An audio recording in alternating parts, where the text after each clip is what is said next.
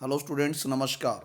आज है 25 अप्रैल। इस वीडियो में 25 अप्रैल के जितने भी इंपॉर्टेंट क्वेश्चंस हैं उन पे चर्चा करेंगे।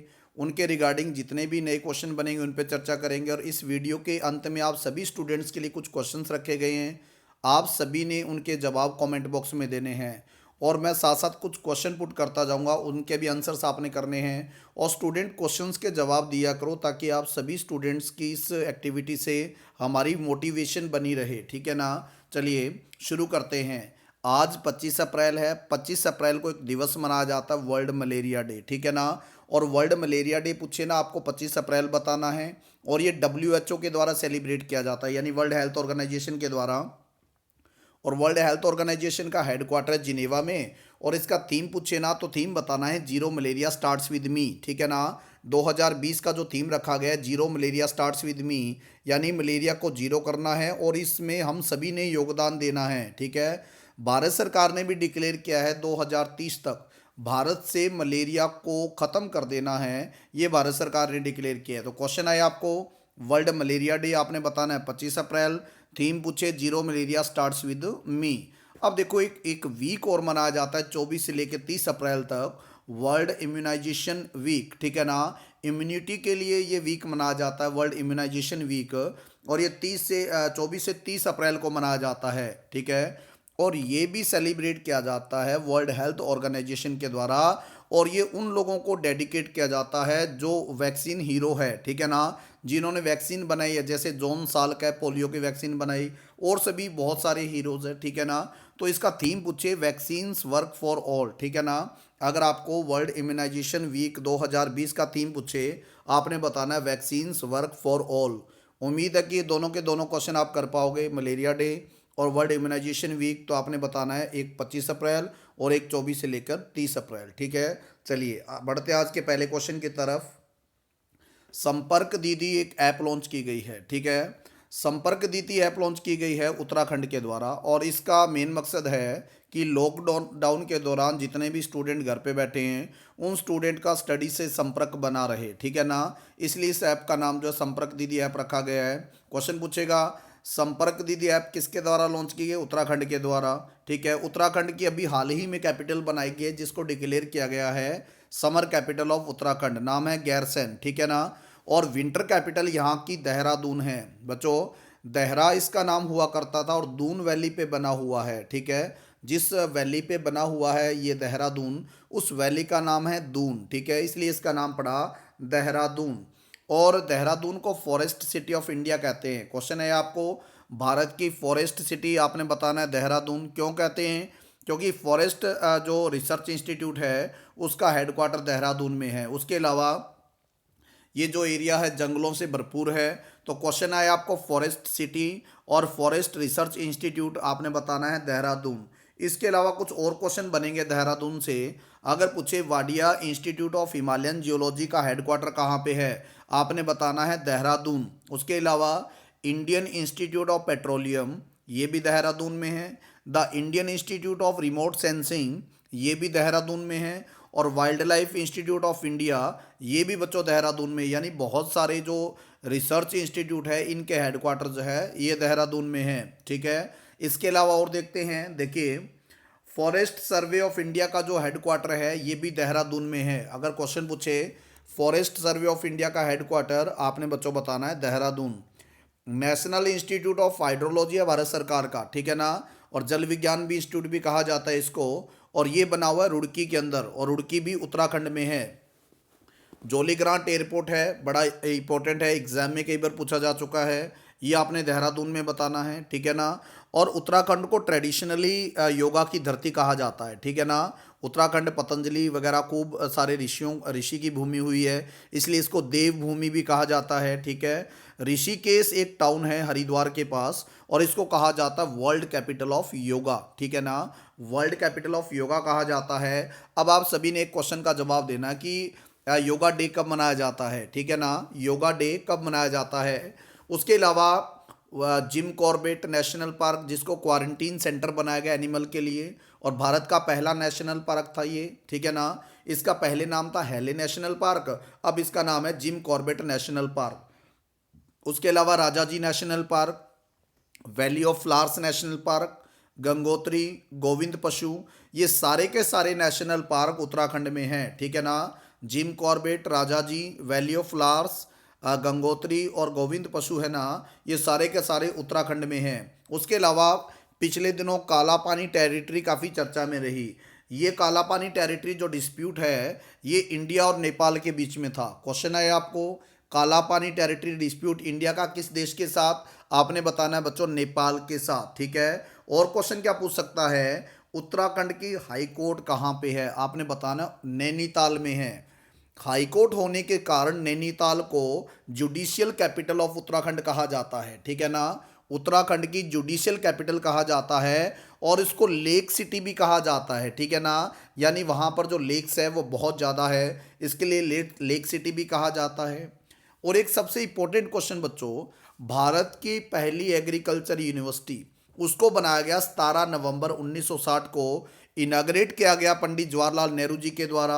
नाम है GB Pant university of agriculture and technology, ठीक है ना।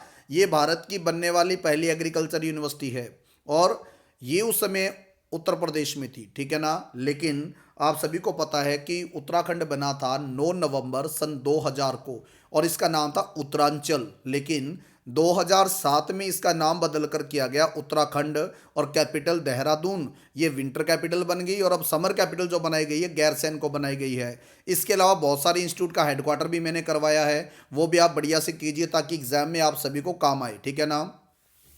अगर क्वेश्चन आए आपको संपर्क दीदी है, आपने बताना है उत्तराखंड, सीएम का नाम है त्रिवेंद्र सिंह रावत और गवर्नर यहाँ के बेबी रानी मौर्य, ठीक है। हाँ जी बच्चों, तो इंडिया की पहली जो एग्रीकल्चर यूनिवर्सिटी तो जीबी पंत, और ये पंतनगर में है और पंतनगर आज आज के टाइम में उत्तराखंड में है और इसको 17 नवंबर 1960 को बनाया गया। तो उम्मीद है ये क्वेश्चन आप लोग कर पाओगे।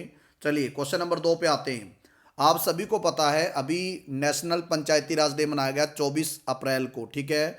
इस दिन प्रधानमंत्री मोदी जी ने 2 इनिशिएटिव शुरू किए। एक का नाम है ई ग्राम स्वराज पोर्टल, ताकि सभी ग्राम पंचायत को कनेक्टिविटी दी जाएगी, और एक स्वामित्व स्कीम, यानी गांव में जो लोग हैं वो उस अपनी जो ज़मीन है या जिस घर में रहते जो पंचायत की तरफ से अनुदान में मिला है उसके वो स्वामी बनेंगे, उसके मालिक बनेंगे। तो स्वामित्व स्कीम जो है लॉन्च की गई है प्रधानमंत्री मोदी जी के द्वारा on the occasion of which day, तो आपने बताना है नेशनल पंचायती राज डे, और ये मनाया गया 24 अप्रैल को। नेशनल सिविल सर्विस डे 21 अप्रैल को मनाते हैं, ठीक है। वर्ल्ड हेरिटेज डे 18 अप्रैल को मनाते हैं और वर्ल्ड अर्थ डे बड़ा इंपॉर्टेंट है 22 अप्रैल को मनाया जाता है बच्चों, ठीक है। अब इस दिन प्रधानमंत्री मोदी ने जैसे ही वीडियो कॉन्फ्रेंसिंग से बात की सरपंचों से, उन्होंने एक मतलब स्लोगन दिया, एक मंत्र टाइप दिया। उनको बोला कि अगर कोविड-19 को हराना है तो 2 गज दूरी, ठीक है ना, यानी सोशल डिस्टेंसिंग का पालन करना पड़ेगा और 2 गज दूरी यानी दूर दूर रहना पड़ेगा, तभी हमारा देश कोविड-19 को हरा पाएगा, ठीक है।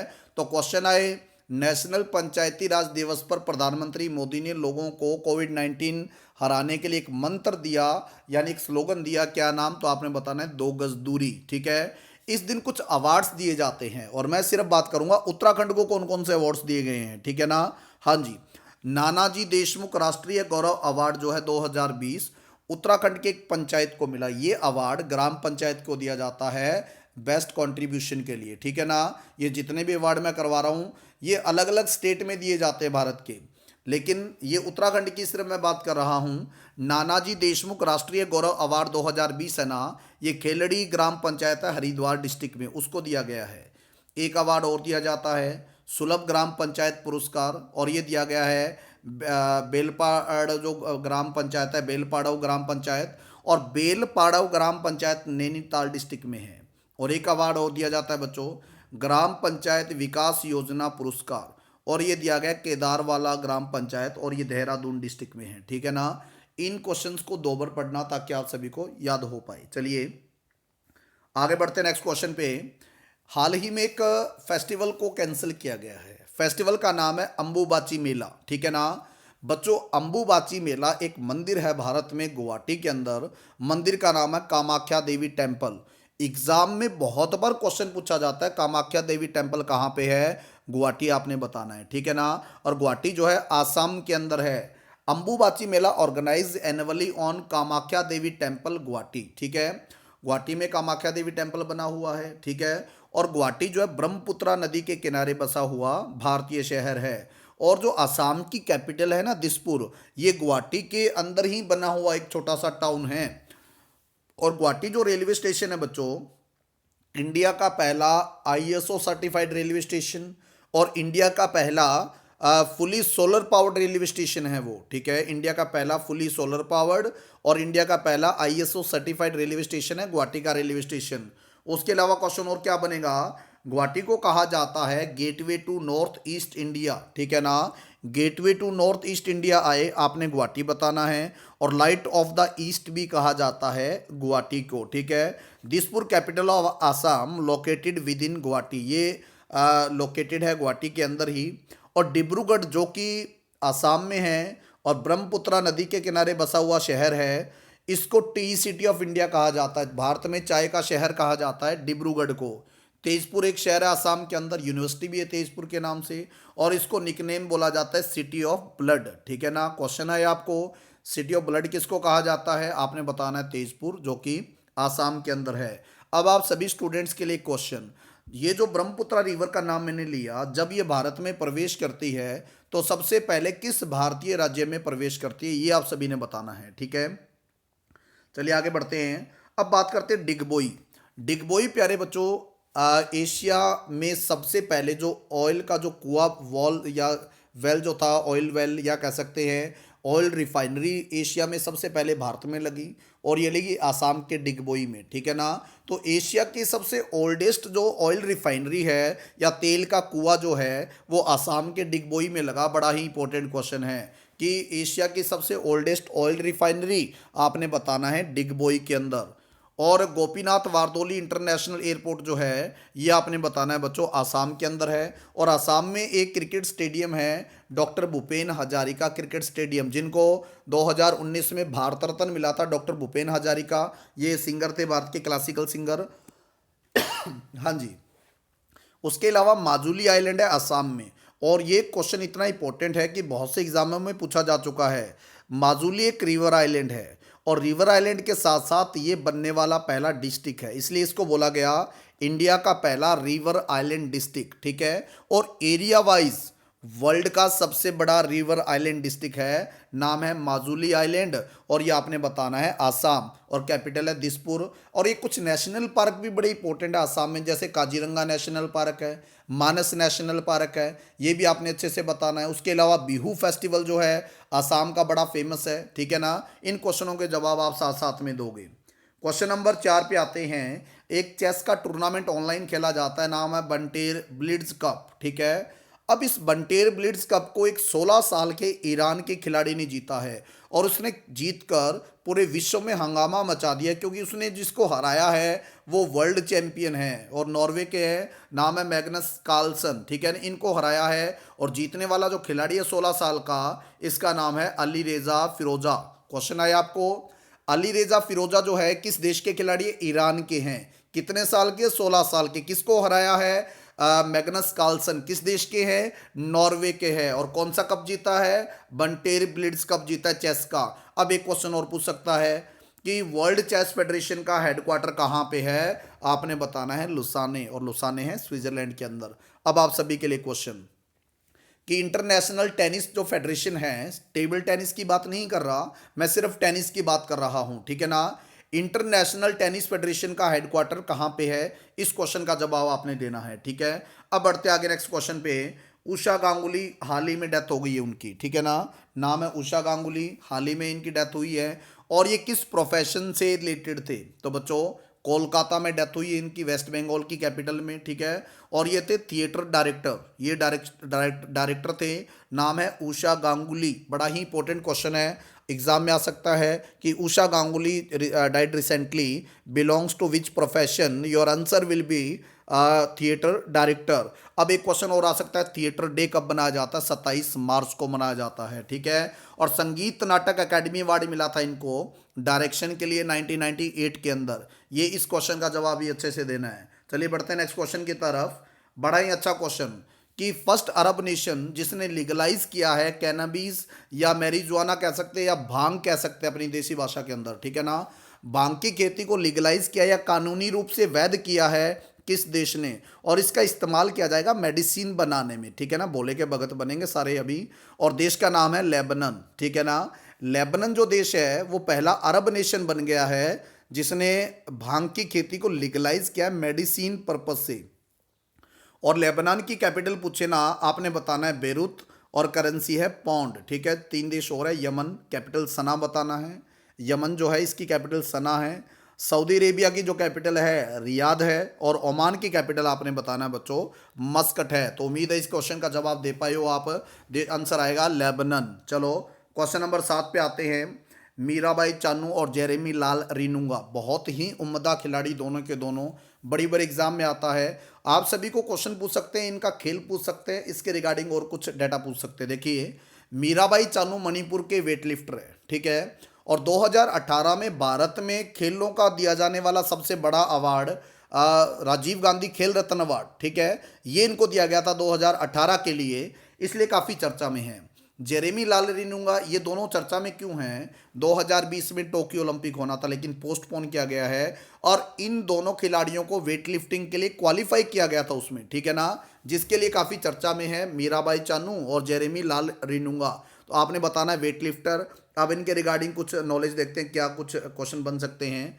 पूरा नाम है साइको मीराबाई चानू और ये मणिपुर से बिलोंग करते हैं, ठीक है। इनको राजीव गांधी खेल रत्न अवार्ड मिला था 2018 के अंदर। जेरेमी लाल रीनूंगा ये वेटलिफ्टर है मिजोरम के, ठीक है।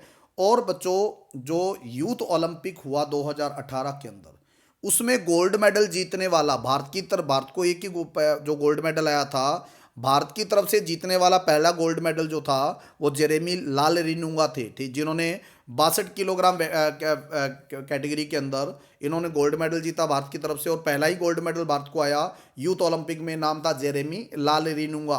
अब क्वेश्चन आ सकता है नेशनल स्पोर्ट्स डे कब मनाया जाता है? 29 अगस्त को मेजर ध्यानचंद के जन्मदिन पे मनाया जाता है। अब आप सभी ने क्वेश्चन का जवाब देना है। मेजर ध्यानचंद की ऑटोबायोग्राफी का क्या नाम है, ठीक है ना, मेजर ध्यानचंद की ऑटोबायोग्राफी का क्या नाम है। आगे बढ़ते हैं। इंटरनेशनल स्पोर्ट्स डे या वर्ल्ड स्पोर्ट्स डे कब मनाया जाता है? 6 अप्रैल आपको करवाया होगा। International day of sports for development and peace, ये डे मनाया जाता है 6 अप्रैल, क्योंकि 6 अप्रैल 1896 को जो मॉडर्न ओलंपिक है उनकी शुरुआत हुई थी, इसलिए ये डे मनाया जाता है। चलिए आगे बढ़ते हैं नेक्स्ट क्वेश्चन पे। Name the head of 16 member national shipping board. देखो बच्चों ये शिपिंग बोर्ड जो है एक एडवाइजरी बॉडी होती है matters related to shipping and shipping infrastructure. जो शिपिंग है या उससे रिलेटेड कोई भी मैटर है उस पे एडवाइजरी बॉडी का नाम है नेशनल शिपिंग बोर्ड, और अभी 16 मेंबरी है कमेटी बनाई गई है, और इसके हेड का नाम है मालिनी शंकर। अगर पूछे ना कि नेशनल शिपिंग बोर्ड जो है इसके हेड का नाम आपने बताना है मालिनी शंकर, और ये वर्क करता है जो मैरीटाइम जो शिपिंग मिनिस्ट्री है उसके अंडर वर्क करता है, और इंडिया के minister of state for shipping का नाम है मनसुख एल मांडविया। बड़ा ही इंपॉर्टेंट क्वेश्चन है, क्वेश्चन है आपको इंडिया के शिपिंग मिनिस्टर का नाम मनसुख एल मांडविया, और इस नेशनल शिपिंग बोर्ड का हेडक्वार्टर न्यू दिल्ली के अंदर है। अब एक यूनिवर्सिटी है इंडियन मैरीटाइम यूनिवर्सिटी, ठीक है, जो मैरीटाइम को लेके वर्क करती है, ट्रेनिंग देती है, रिसर्च करती है, और इसका ये जो है 2008 में बनी थी। इंडियन मैरीटाइम यूनिवर्सिटी 2008 में बनी।